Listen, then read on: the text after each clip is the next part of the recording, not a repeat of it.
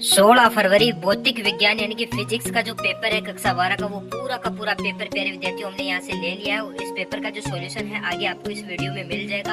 आप ये देख सकते हो 2026 का ये पेपर रहने वाला है। इस पेपर में से सिंगल एक क्वेश्चन आपका आउट नहीं होगा। आप देख सकते हो ये सील पैक आपका पूरा का पूरा कंप्लीट का कंप्लीट ये फिजिक्स का पेपर है। इस पेपर का सोल्यूशन आपको आगे इस वीडियो में आपको अपलोड कर दिया हमारे पास है। चाहते हो इसकी पीडीएफ लेना तो पीडीएफ लेने के लिए सिंपल तो यहाँ पर आपको चैनल पेज पे आके सब्सक्राइब कर देना है। फिर जैसे ही आप सब्सक्राइब कर दोगे फिर यहाँ पे आपको लाइक का बटन दिखाई दे रहा होगा, इस पे क्लिक करके लाइक कर देना है। फिर जैसे ही आप आगे जाओगे हाइप का ऑप्शन दिखाई दे रहा होगा, इस पे क्लिक करके आपको वीडियो को 3 बार हाइप करना है। यहाँ पे नीचे दिखाई दे रहा होगा वो हाइप 780 पॉइंट्स, इस पर क्लिक करना है। फिर हाइप पे क्लिक करना है, फिर इस पर क्लिक करना है। इस प्रकार आपकी वीडियो हाइप हो जाएगी। फिर आपको मोर का निशान दिखाई देगा, इस पे क्लिक करके आपको जस्ट आप मोर का निशान देगा, इस पे क्लिक करके आपको डिस्क्रिप्शन में व्हाट्सएप चैनल का लिंक है, इसको ज्वाइन कर लेना है। फिर यहाँ पे आपको पीडीएफ सेंड कर दी जाएगी, वो भी 5 सेकंड के अंदर। लेकिन शर्त ये होनी चाहिए आपकी वीडियो पूरी वॉच होनी चाहिए।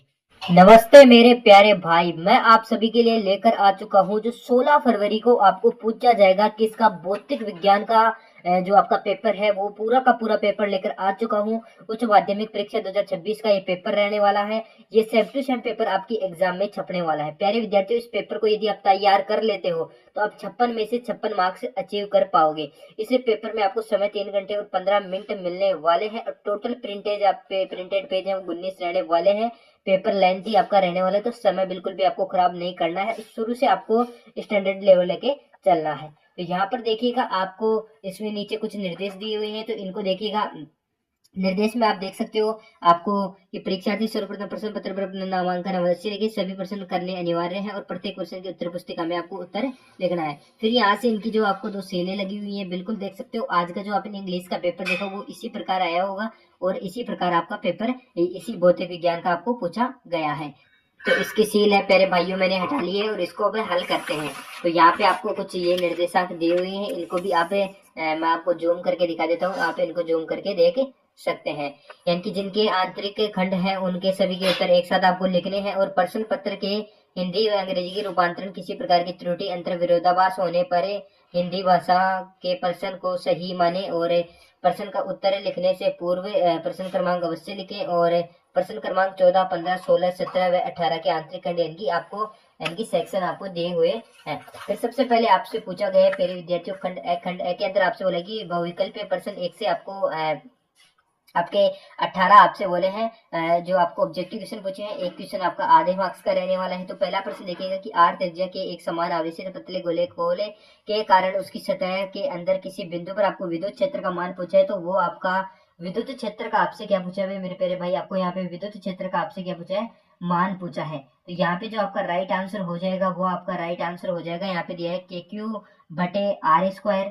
फिर आपके दूसरा ऑप्शन दिया है KQ/ आपका जो कैपिटल R है उसका स्क्वायर, या फिर आपका होता है वो शून्य, विद्युत क्षेत्र के अंदर जो मान होता है शून्य या फिर अनंत है ना। तो इस प्रकार आपको अनंत है ना। तो इन चारों ऑप्शन में से आपको एक ऑप्शन चूज करके आपको क्या लिखना है, अपनी उत्तर पुस्तिका में लिखना है। तो देखिए क्वेश्चन का जो राइट आंसर हो जाएगा वो हो जाएगा आपका ऑप्शन नंबर ग यानी कि शून्य वाला, बिल्कुल करेक्ट आंसर हो जाएगा। कॉपी पेन लेके बैठेगा और इसमें आप इसको नोट कर सकते हैं। फिर देखिएगा दूसरा प्रश्न आपसे बोला कि कूलाम आवेश से निर्गत विद्युत प्लस का मान होता है। तो निर्गत विद्युत प्लस का मान होता है 1/ε0 यानी कि ग वाला ऑप्शन यानी कि डी वाला ऑप्शन आपका बिल्कुल करेक्ट आंसर हो जाएगा। अगला देखिए संधारित्र में संचित ऊर्जा का सूत्र आपको बताना है। तो संधारित्र में जो आपकी संचित ऊर्जा होती है मेरे प्यारे भाई वो होती है U = 1/2 C का स्क्वायर V है ना गुणा V। तो यहाँ पे जो आपका राइट आंसर हो जाएगा वो जाएगा आपको ऑप्शन नंबर ख।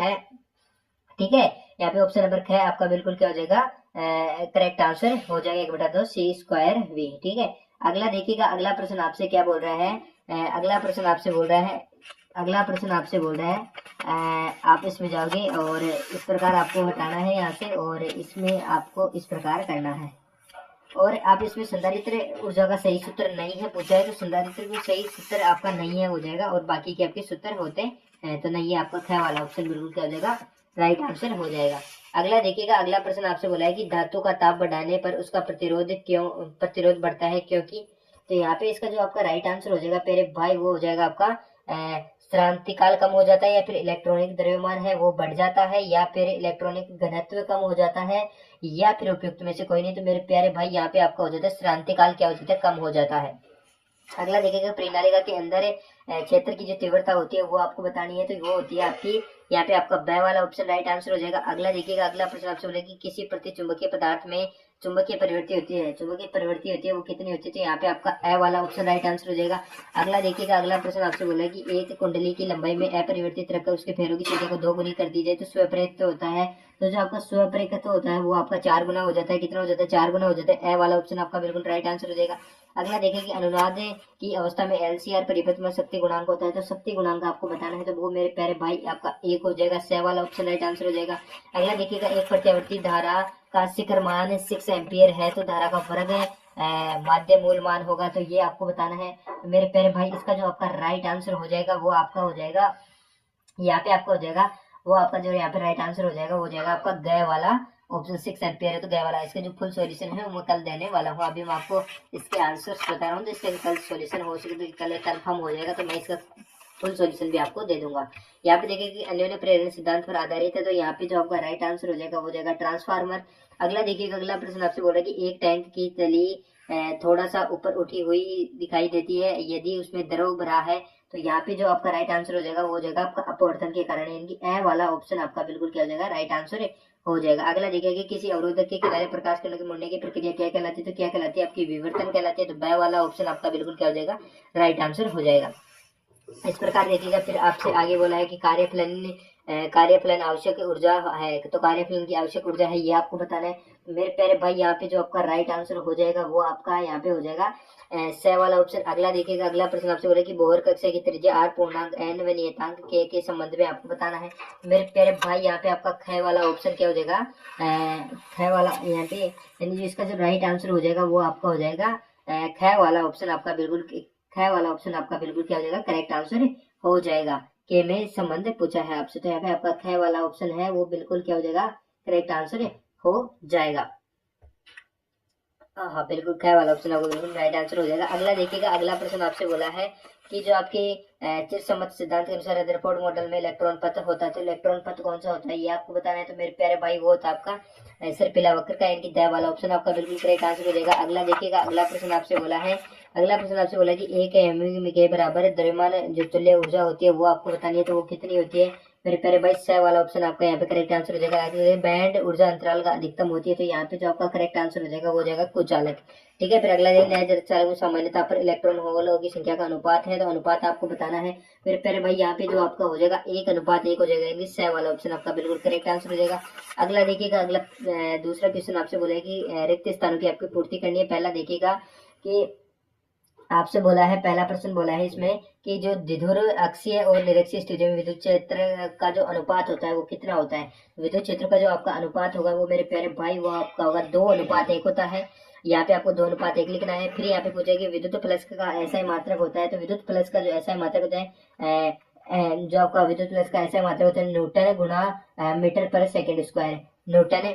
तो यहाँ पे मैं आपको लिखकर बता देता हूँ, इसका जो आंसर होगा वो आपका हो जाएगा, यानी कि आपको लिखना है एन, फिर डॉट लगाना है, एन लिखना है डॉट, फिर एम का स्क्वायर, फिर बटे में आपको सी लगा देना है। ठीक है, अगला देखिएगा, अगला प्रश्न आपसे बोला है कि लोरेंस बल है एफ, तो उसका सूत्र बताना है। तो एफ लोरेंस बल का सूत्र होता है एफ बराबर ई प्लस वी वेक्टर गुणा बी वेक्टर। अगला देखिएगा, नरम लोहे की चुंबकीयता, तो चुंबकीयता और आगे आपसे क्या दिया है, तो यहाँ पे आपका अधिक आ जाएगा, इसमें आपका कम आ जाएगा। ठीक है, अगला देखिएगा कि प्रेरक विद्युत धारा की दिशा खालिस्तान को नियमित ज्ञात करती है, तो यहाँ पे नियम ज्ञात करती है, तो यहाँ पे लेंज का नियम ज्ञात करती है। फिर अगला देखिए, अर्ध चक्र में प्रत्यावर्ती धारा का औसत मान होता है, प्रत्यावर्ती धारा का जो औसत मान होता है वो कितना होता है, तो 2I/π होता है। फिर अगला देखिएगा, कला संबंध स्रोतों से, तो कला शब्द स्रोतों की आवर्ती खालिस्तान होती है, क्या होती है यहाँ पे समान होती है। तो 1 ईवी का मान होता है, यानी कि 1 ईवी का मान होता है 1.6 गुणा 10⁻⁻19 जूल। फिर अगला देखिए कि परमाणु में इलेक्ट्रॉन एक कक्ष से दूसरे कक्ष के जाने की उपयोग की ऊर्जा कहलाती है, तो क्या कहलाती है, तो यहाँ पे जो आपकी कहलाती है संक्रमण या फिर उत्तेजन कहलाती है। तो अगला देखिएगा, अगला प्रश्न आपसे बोला है कि अगर वाय से पी व एन संधि डायोड में पी अर्धचालक के संबंध में बैटरी से खालिस्तान किया जाता है, तो यहाँ पे घन सिरे आ जाएगा। ठीक है, फिर पहला प्रश्न आपसे बोला कि गाउस का जो कथन है वो आपको बताना है, यानी summation Q upon epsilon not वाला। और फिर अगला प्रश्न होता है कि किसी चालक के अंदर विद्युत क्षेत्र की तीव्रता का मान बताना है। उदासीन बिंदु को आपको परिभाषित करना है। एक छड़ चुंबक में चुंबकीय आघूर्ण की परिभाषा आपको लिखनी है। फिर अगला प्रश्न आपसे लेंज के नियम के द्वारा किसी संरक्षण के नियम की पालना किया गया, किस संरक्षण की पालना करता है ये बताना, क्रांति कोण किसे कहते हैं ये बताना, मेलस के नियम से संबंधित आपको सूत्र लिखना है, किसी भी समय अंतराल में विभिन्न कणों को प्रकीर्णित कुछ अल्फा कणों के द्वारा जो का प्रारंभिक आलेख को दर्शाना है। फिर आगे आइएगा, फिर इसके बाद में आपको तीसरे का जो नवा प्रश्न है वो रहेगी आइंस्टीन का द्रव्यमान ऊर्जा संबंध आपको लिखना है। फिर हम नैज अर्धचालक किसे कहते हैं ये भी लिखना है। फिर आपका देता खंड ब के अंदर सेक्शन बी, सेक्शन बी के अनंत विस्तार के दो समान तारों वाले आवेशित पट्टी जो एक दूसरे के समान स्थित है, इन पृष्ठों के बीच तथा बाहर किसी बिंदु पर विद्युत क्षेत्र की जो तीव्रता का परिकलन है वो आपको बताना है। ये दी हुई है, ये दी हुई है, इनके बीच में आपको बताना है। इस प्रकार ये आपका खंड ब हो जाएगा। खंड ब के बाद आपसे पूछा जाएगा कौन सा, पांचवा क्वेश्चन। पांचवें क्वेश्चन में आपसे बोलेगी विद्युत विभव विद्युत स्थितिज ऊर्जा में भेद स्पष्ट कीजिए तथा इसके बीच में संबंध आपको बताना है। फिर अगला देखिएगा कि 10 ओम प्रतिरोध वाले परिपथ में पारित चुंबकीय प्लस के समय सापेक्ष परिवर्तन निम्नलिखित समीकरण के अनुसार आपको बताना है। प्रेरक विद्युत वाहक बल व प्रेरक धारा का आपको मान ज्ञात करना है। फिर अगला देखिएगा कि किसी 20 सेंटीमीटर फोकस दूरी के उत्तल लेंस के संपर्क में 30 सेंटीमीटर की फोकस दूरी अवतल लेंस के समायोजन से बने संयुक्त लेंस की फोकस दूरी क्या है, यह तंत्र अभिसारी लेंस है या अपसारी ये बताना है। निम्नलिखित विद्युत चुंबकीय तरंगों का आपको नाम लिखना है। निर्वात नलिका मैग्नेट्रॉन के द्वारा उत्पन्न होती है, फिर ओजोन परत के द्वारा अवशोषित होती है। फिर अगला देखिए कि रिमोट के द्वारा नियंत्रण उपकरणों का आपको प्रयुक्त होती है, ये आपको बताना है। फिर नवदेहली यंग द्विचिरी प्रयोग में व्यतिकरण फ्रिंजों को प्राप्त करने के लिए 650 nm तथा 520 nm तरंग दैर्ध्य की प्रकाश पुंज का उपयोग किया जाता है। 650 nm तरंग दैर्ध्य के लिए पर्दे पर तीसरी दीप्त फ्रिंज की केंद्रीय उच्चिष्ट दूरी आपको यहाँ पे ज्ञात करनी है।